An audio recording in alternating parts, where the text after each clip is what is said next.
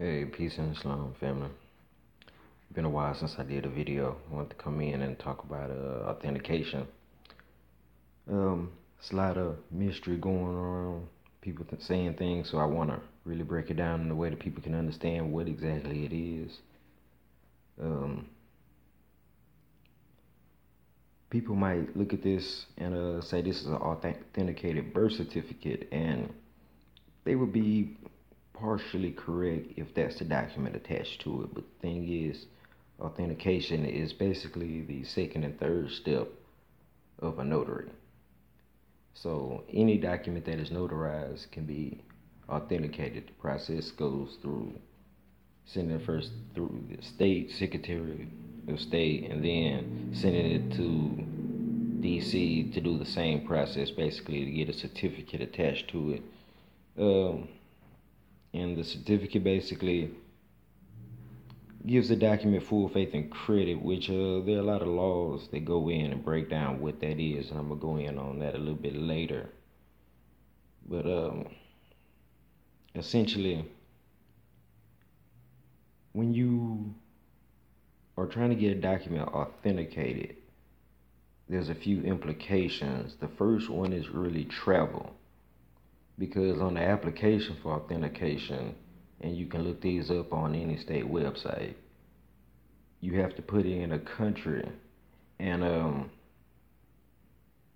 depending on what country you put in, depends on whether you get what's called the apostille or apostille or the authentication. And for the full authentication, you basically have to put a country that is outside of the jurisdiction of the Hague Convention, basically a country that hasn't signed on to be a party to that treaty that deals with documents and all kinds of other things. But it essentially is saying you're taking your document into a foreign jurisdiction.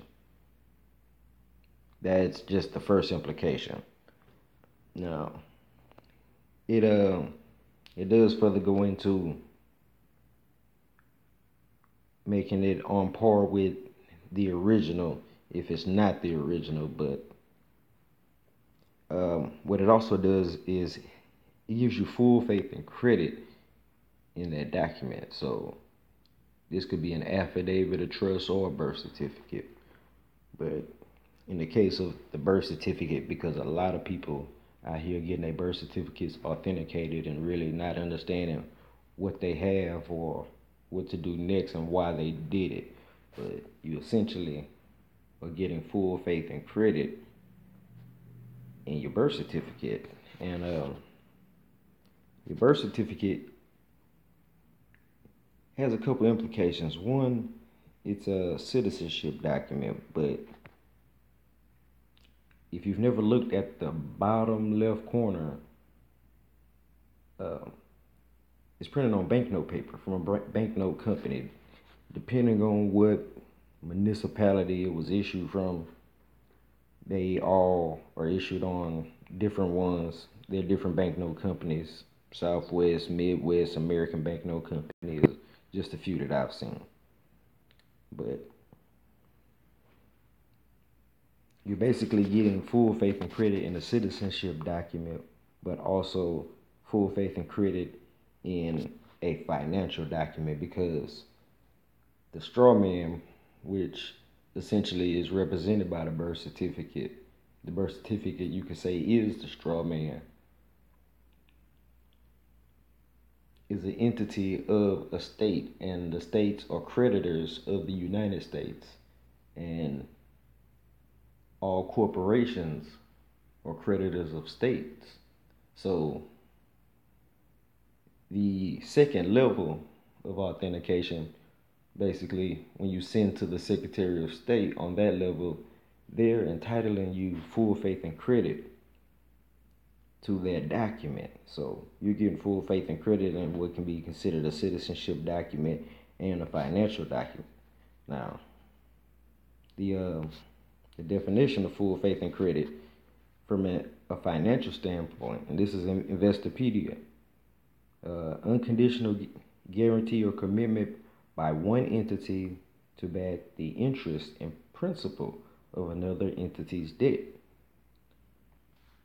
So you could say at the second level, that is the state backing the interest and principal of the straw man, or you could say it is the United States backing the interest and principal of the state.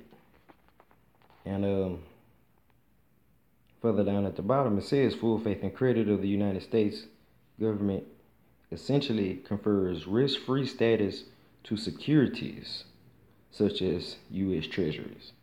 But as I just showed y'all, these birth certificates are what? They're securities. They're printed on banknote paper. So you're getting full faith and credit in what is not only a citizenship document, but also a financial document. And that's what the straw man is. It's an entity, is it not?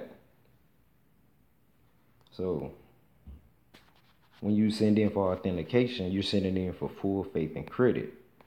And yeah, I'll go. If you check at the bottom left hand corner on these authentication certificates, all of these rules here basically tell you uh, what the full faith and credit is and how they're treating this as the original document and an authentic document.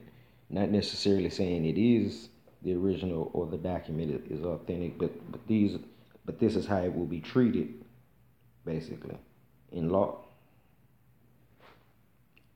And I know a lot of people have been confused on this topic, so I want to get into that and basically shine a little light in a way that I've seen many people haven't. And with that, I'm going to yield, people. Peace.